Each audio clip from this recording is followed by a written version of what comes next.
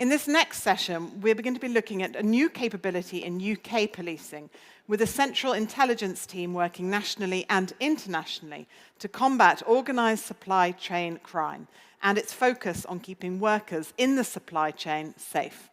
Here to tell us more, please welcome Jim Taylor, head of Opal, the UK's National Intelligence Unit for Serious and Organised Acquisitive Crime, and Detective Chief Inspector Kate Brummell, Head of Operations at Opal. Please join me in thanking them. Thank you.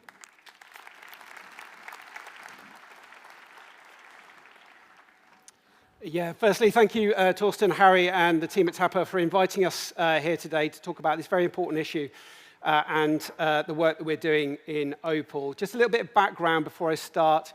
Opal is a national intelligence team. We work on behalf of 43 police forces that are in UK, England and Wales, shall I say, and then we have Police Service of Scotland and PSNI, the Northern Ireland Police Service.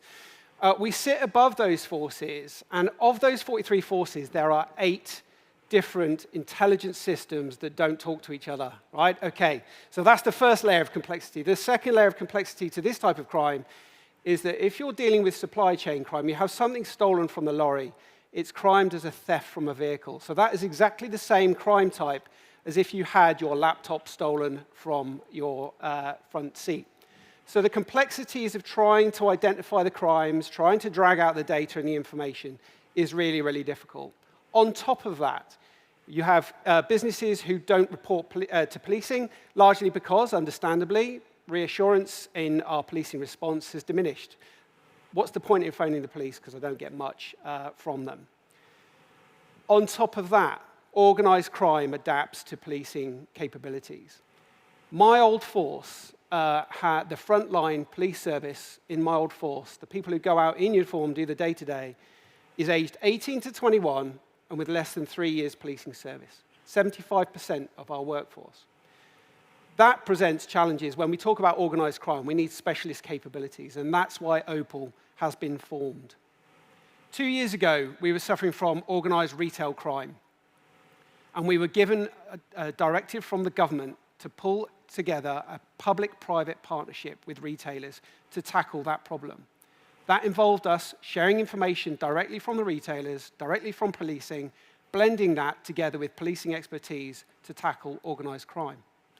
In 2 years, of the groups that Opal adopted and tackled, we reduced their offending by 73%. That's significant. But actually, the capability is really, really small. High-fiving ourselves out the door at that point, and we were thinking, right, okay, we're on to a winner here. We were then given another point from the government saying, do the same thing for supply chain. Here's £5 million, make it happen. Oh, thanks very much. So we then created a new team, and you can see this on the screen here. It's still a relatively small team, right? But we do need the information, and I'm going to explain how it works. The information coming into Opal comes from a number of different sources. Businesses don't want to share information to other businesses. They worry about GDPR, but they admonish themselves of that as soon as they tell the police. Well, I'm telling the police, right? It's about crime and it's about criminals. I can tell them. That's what we're there to do. And the police can make that assessment and make sure that actually we're sharing information lawfully, it's proportionate, it's necessary to prevent and detect crime. So they feel a little bit more, I guess, easy with sharing that information with policing. Now, supply chain for us, for those of you in the room with a footprint in the UK, this is very relevant, okay? So NAVSIS, you'll have heard of, National Vehicle Crime Intelligence Service, have been literally flying the flag for freight crime for the last 7 years. They've been doing a great job. They are entirely sponsored by industry, and they provide that capability for UK policing. So they could tell us what was happening, which is great, okay? But it's the so what and now what. So what are we going to do about it, and now what? Now, 2 years ago, I think there were about 350, just slightly more, individuals arrested for freight crime offences. Of those 350, just over 70% came from one city in the UK. Okay, so that just tells me, as a police officer of over 32 years, that tells me that actually it's just an organised crime gang in this city that needs some attention, and actually we need to go after them and dismantle them.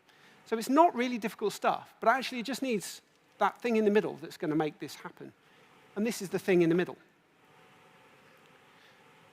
So we've moved away from just the term freight crime in the UK, and we're now into supply chain. So supply chain is wider, of course, than just what's happening on the roads. There's warehouses, there's ports, there's terminals, there's insider threats, there's cybercrime. We've heard it all today, which is fantastic. Everyone understands the threat, but it's now making sure that we've got a response to it.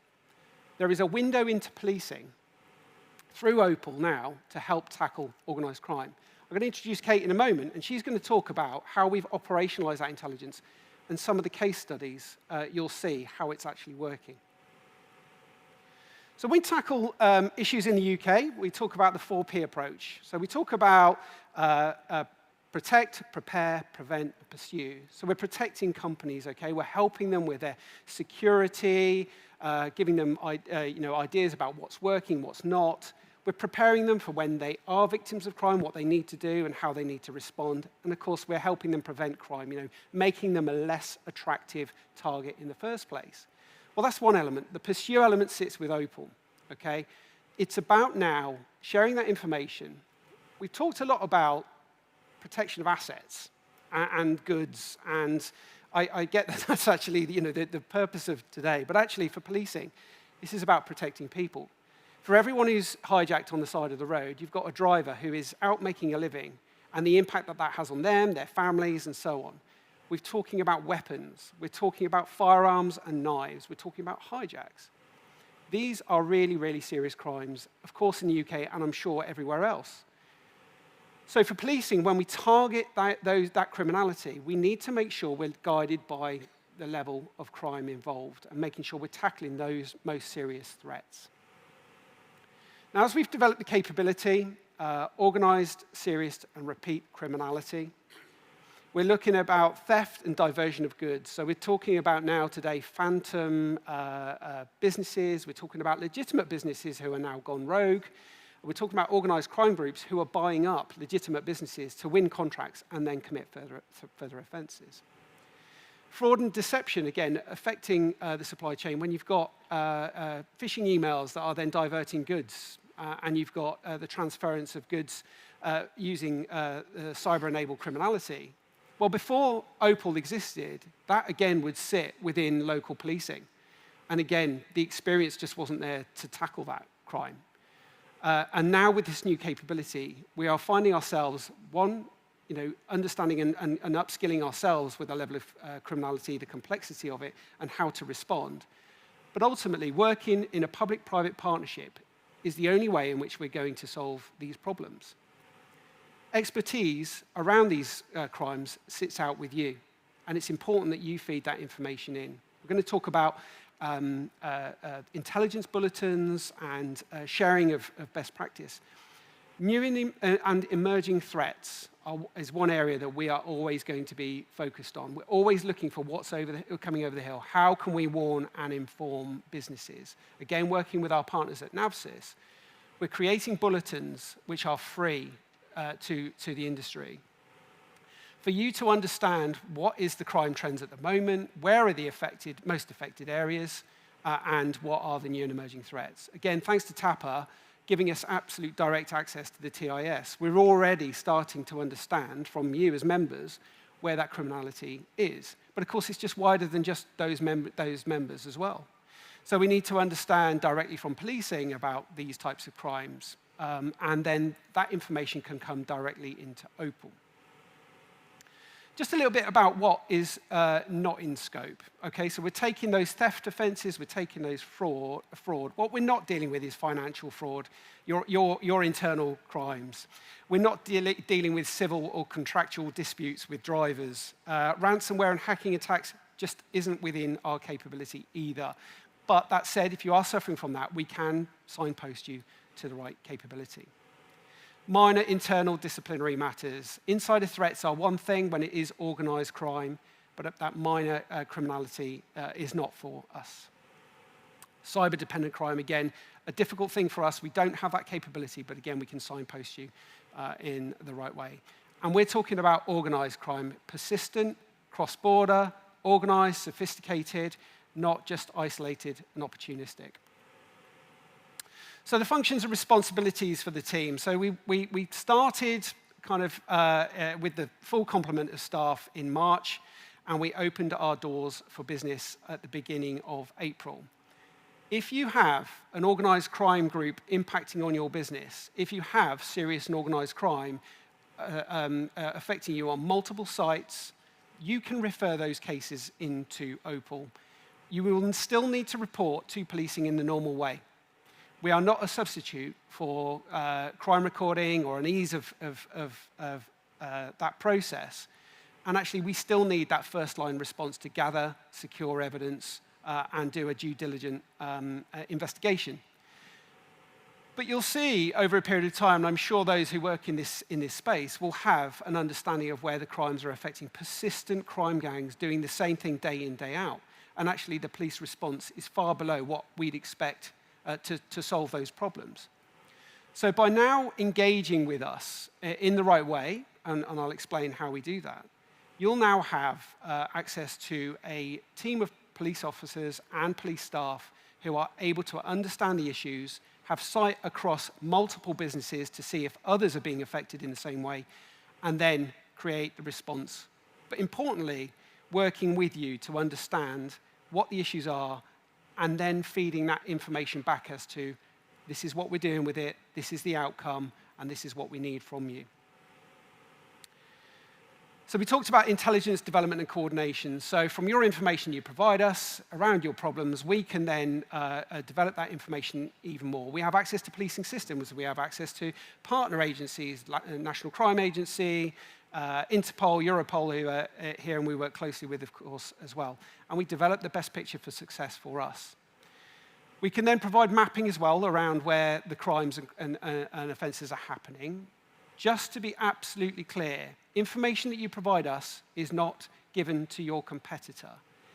I understand that there are really serious concerns around information, around offences, and that you wouldn't want that to be shared with your competitor. In fact, when we spoke to one online retailer about what we were doing and the service that we were providing, I asked the direct question, just give me an example of what your last crime was, and they physically recoiled at the thought of having to tell and expose some weakness in their supply chain, even though they were talking to the police and they were fully aware, and we were the only ones in the room. So you can see, and we totally understand the nervousness and the anxiety around sharing that information. But, as Torsten said earlier today, information is the only way we are going to sort this problem out. The sharing of information is the only way we can protect people and assets, because otherwise it just becomes a database of information, completely useless if we don't share it in the right way. Days of action that we support, so Opal coordinate national activity, and again through Home Office funding, we're able to work with forces, regional organised crime units, and do intensification activity. When we know organised crime groups are acting in a certain area, and we have suspects, we will then work closely to do more proactivity than perhaps just the reactive investigations. And the last capability that we've got is communications data and OSINT, open source intelligence. You'll all be familiar with, I'm sure, but data communication data, is available to us to start now tracking individuals around the country and then be far more ahead and waiting. You're going to hear from Kate in a moment, I'm not going to steal her thunder, around a transnational organised crime group that we are now linked in with Europol to work. And actually, these individuals are hopping from country to country, exploiting borders, exploiting our own weaknesses in intelligence systems. You've heard 8 different systems not talking to each other. And then probably a little bit of apathy, certainly in UK policing, of if this problem is no longer on my area, I can wipe my brow and move on to the next one. So this is the kind of stuff that we're looking for, okay? So the minimum requirements. We're looking for cross-border or multi-sites. If you're having crime in one particular location, the local police service should be able to manage that. But again, if you're struggling to get some traction, you can come into Opal and we will help you give that. We're also looking at high-impact crimes, so high-value, serious crimes where violence has been used, weapons have been used. We're looking at organised crime groups, and for us, it's usually 2 or more people. We'll look at high-priority individuals if they're acting alone, but you'll know yourselves that the majority of this criminality involves multiple people, certainly in terms of the offence. You know, the low-hanging fruit individuals who are being recruited to do this are not the ones profiting. The purpose of this team is to go upstream, identify those individuals. You think of that one location I've discussed, 75% of our arrested persons 2 years ago, all low-hanging fruit, recruited into the gang to go and commit the offences. The money is where we need to chase our offenders. So to refer the cases into us, we need some essential criteria to be met. So we need crime reference numbers. We are not going to crime the offences for you. It needs to be an active series. So if it's happened 2 years ago and it's not happening now, the chances of us trying to resolve it now are quite slim. So it needs to be an active series to stem that criminality right now. And we need some investigative opportunities. If it happened in the middle of the night, you've got 1 or 2 offences, no forensics, no CCTV, absolutely nothing to go on, it's probably unlikely that we're going to take one of those cases on. But we do want to know about them. And actually, we're talking now about sharing our data to us directly. If you're not members of TIS, which of course everyone should be, because that's why we're here, but this is open to everyone.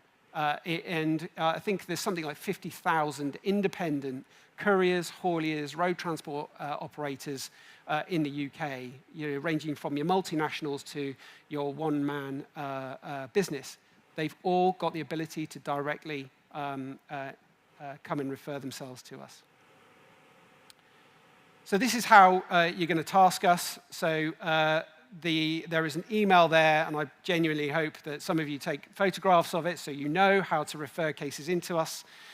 You can then refer the tasking in, and we can sit down and talk to you about those cases that you have to see whether or not actually this is something that you should be bringing to us, and then work with you to set yourselves up for the best chance of success. A series of webinars have already taken place, but we're extending that now to give you a really clear understanding of how the operation works, how the process can be engaged with, and it may be that you want to send some of your staff along to engage in those webinars so you have a clear understanding yourself.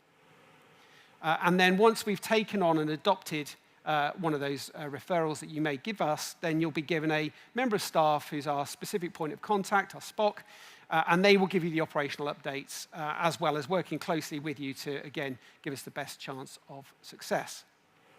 Again, who can refer? So policing, our local policing forces can refer those cases into us. Businesses yourselves can directly refer into us. Some businesses might have third parties that hold data and information on their behalf. We certainly do in the UK.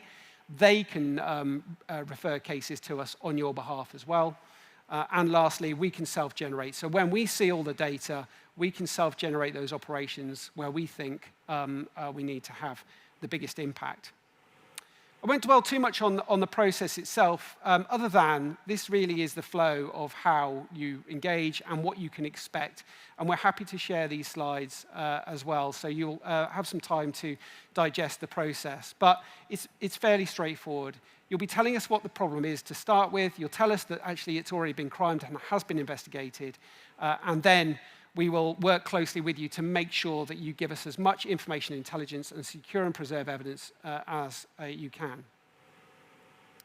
And the last little kind of reminder really is as to how we're going to assess. We are always based and solely led by threat, harm, and risk. So the cases where there are clear evidence of violence, where there is evidence of weapons being used, multiple and huge amounts of money going missing, and of course product as well, those are the ones that are going to kind of get to the top of the pile. We have to prioritize. You can see the number of resources that we have, and we need to prioritize appropriately because we have a finite response. Yeah, we will always be guided by those principles, and there is a set process within policing that we have very little wriggle room to go around, but that's to say sometimes we can use a bit of professional knowledge as well. I'm going to hand you over to Kate, who's the Chief Inspector for Operations, and she's going to talk to you about the fun bit of my job, because she gets to do all the operational stuff. So I'll hand you over to Kate. Yeah, thanks, Jim. Good afternoon, everyone. Thanks. Good afternoon, everyone. As Jim's just explained, my name is Kate Brummell. But in the spirit of this conference today, I think you can call me the Catertron. And that is because I am the enforcer of your intelligence when it comes into Opal. As Jim's just said, I get to do the fun stuff. I lead on the operational side of what we do at Opal. And I'd like to echo what Jim's already said in thanking everyone for having us here today and giving us the opportunity to talk about what we're doing in the UK. So Jim's talked to you about how you can refer into us and what we can do with your intelligence when you refer it in. What I'd like to talk to you about now over the last few minutes that we've got the stage is what we have already done in the short time that we've been operating our supply chain crime desk. We currently have 5 active operations. Since launching our desk on the 7th of April, which I'd like to just point out was 42 working days ago in the UK because of the bank holidays, we have already identified 5 organised crime groups. We have facilitated 12 arrests of organised criminals, and these individuals are responsible for over £16 million worth of offending in the UK. So I'm going to use our last few moments to talk through some of these operations. I am a little bit limited as to what I can say. There is obviously some operational sensitivity around it, so please bear with me around that. The first operation I'm just going to talk about now is Operation Red Wolf. This is something that we were involved in prior to starting our desk, but that we really have taken on full force since the launch of our desk in April. This, Jim did just touch on, is an international conspiracy which is around a group of travelling Romanian organised criminals. And they are conducting the offences that you'll all know as the rollover offences. They're targeting high-value electronics. The freight vehicles that are delivering these goods are targeted in hours of darkness on the UK motorway network when the vehicles are in motion. And what these criminals do is they use a number of mission vehicles to approach the freight vehicles whilst they're on the move. One offender will then jump from the rear of the freight vehicle and cut the lock or create an access hole using an angle grinder to get access into the back of that container. And then they'll enter the container and pass the goods back to the vehicles that are in convoy of it. So we know that there's been 19 offences in the UK since 2025, since January 2025. And internationally, we have identified 21 members of this organised crime group. In the UK, we have arrested 12 members of this organised crime group, 5 of which those arrests have occurred since April when my desk launched. So we're getting some real good traction on this operation. My detective sergeant recently went out to the Netherlands and is working with the European law enforcement partners around this to link the offending and to help us close in on those that are committing these offences. We're doing a lot of work also with the UK forces to help them identify when these offences have taken place and to make sure that these offences are getting the level of policing support that they should. So another operation then, Operation Taraco. This is a really good example of how we work. So we attended a conference in the UK called Retail Risk on the Move. Much like this conference, it occurred on the 24th of March, very similar to the setup today, although there were no robots and there was no opportunity for Topgolf, so this one might just top trump it. We presented the launch there of our supply chain desk capability. And within the audience, as you all are today, Tesco, the retailers, were in the audience. And at the end of my presentation, they came and found me, and they talked about a loss that they were experiencing through an agency driver that was diverting from their routes and facilitating high-value thefts of alcohol. So we spoke to Tesco's representatives from, showed them how to send a tasking into us. We went through that and helped them with their first tasking, and we picked up this operation as soon as we launched. We very quickly identified that there had been 6 offences, that there were 3 further members of the organised crime group, and that this group was responsible for £1.1 million worth of loss to Tesco's. So on the 7th of May, Opal coordinated a number of warrants across addresses in central England, and we arrested 2 of those organised criminals.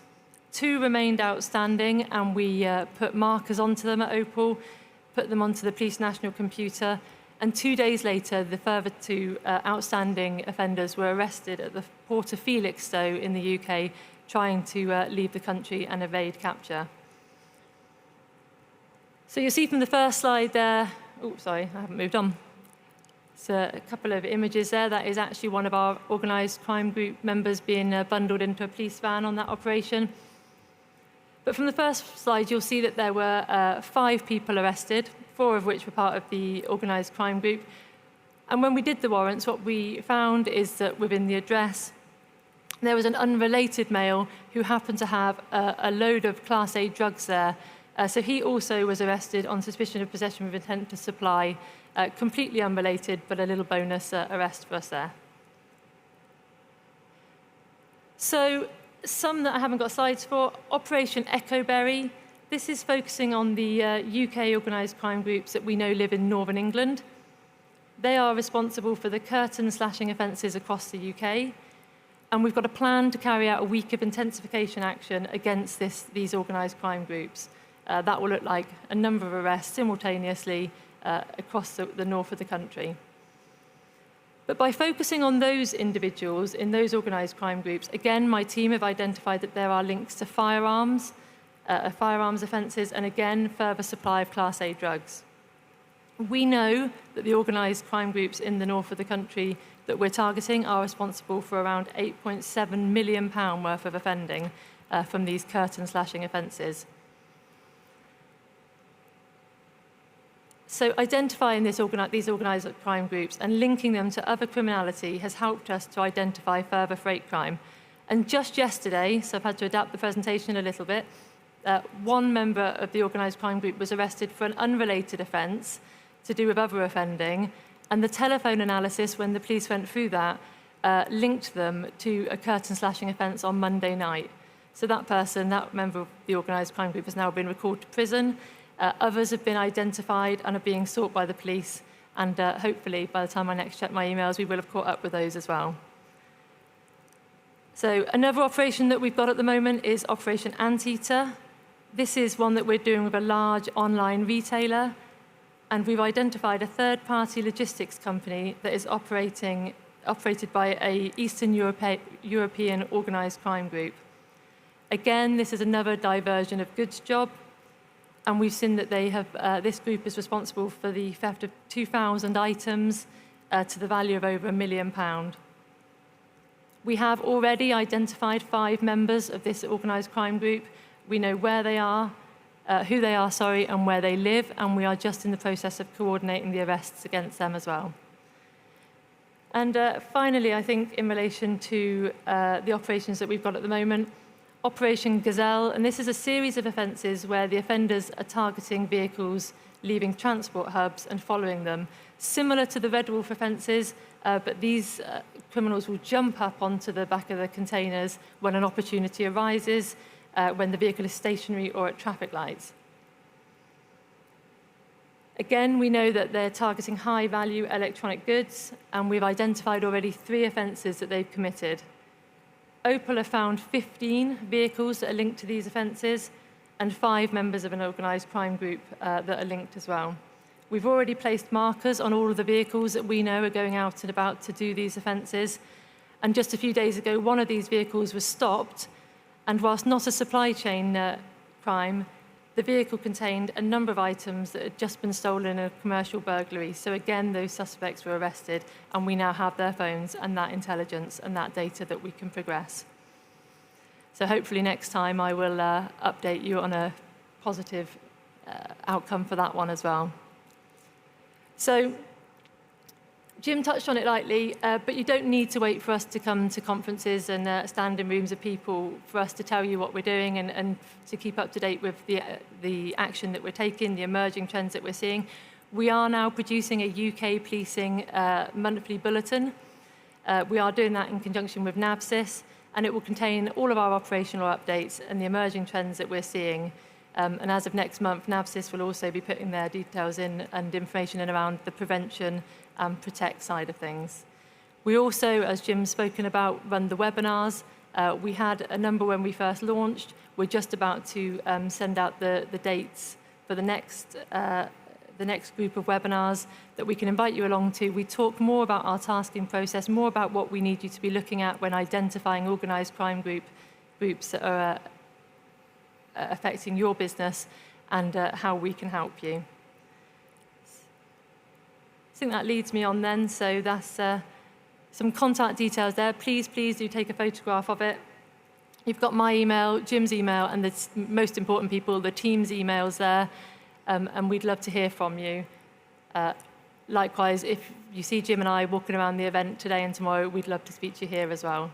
So I think that's it from us. I think we've got a couple of questions, so, and we're 3 minutes over. Thank you very much for listening and for having us here today.